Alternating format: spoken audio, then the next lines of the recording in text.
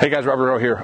So now this video is going to be specifically on, well, I don't know if it's specifically on a specific thing. Wow, that's a lot of specifics. We're going to be talking about a mechanism that you can use to help load your drive leg, and also how that particular mechanism can also be a breakdown in your delivery, so you got to be careful. But anyways, diving into this video, the mechanism we're going to use is a glove side, front side counterbalance in a way. You see a lot of individuals that throw at high power output that obtain. We've been doing a lot of talkings lately of obtaining like the hip hinge and sinking in to your glutes.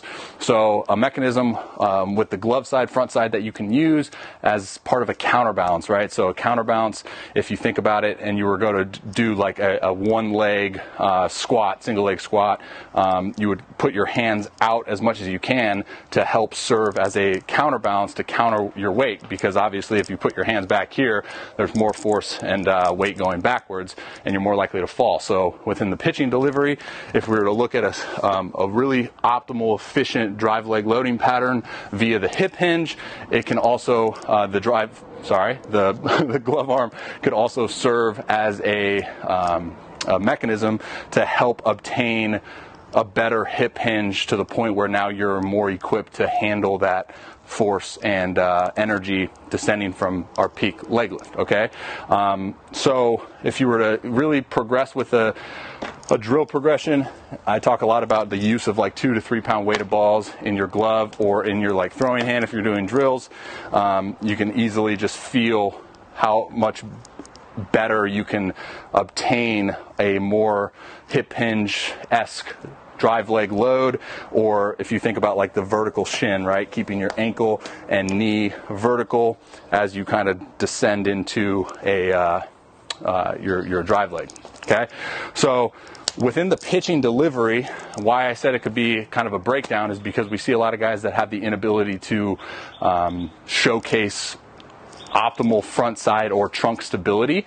So with the individuals that lack that stability in their delivery, what you'll see is they go to do that sort of mechanism with the front side, glove side, and what they do is they lack that trunk stability to stay neutral, meaning they lack that stability that allows them to stay in their linear direction towards home plate, and the front side actually becomes the dominant factor, which then takes them into a misdirection and actually pulls them more this way.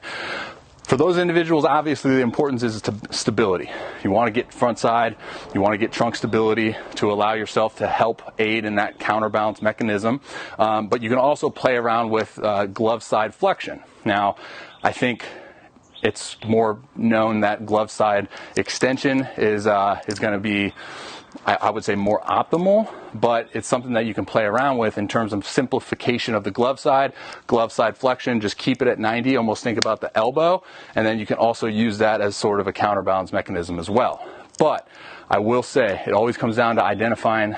I know that's kind of sounding like a broken record once again, but if you're struggling with obtaining a more efficient drive leg, and we talk about like quad dominant, how that can pull you into a misdirection or can force you to not have the required stability, and you want to kind of get more deep into that rear hip, glove side can help aid in more of a counterbalance, kind of put it out like that, because I know when I do like pistol squats, I'm typically more equipped to do those if I'm holding something out, but make sure that you're not taking your direction this way due to this. You want to make it almost like kind of a pendulum. If this goes down and your butt direction goes that way, your arm's going to go that way, right? But I can still progress linear if I do that. Okay, so take that for what it's worth. Hopefully you can take something from it, and hopefully it helps. See ya.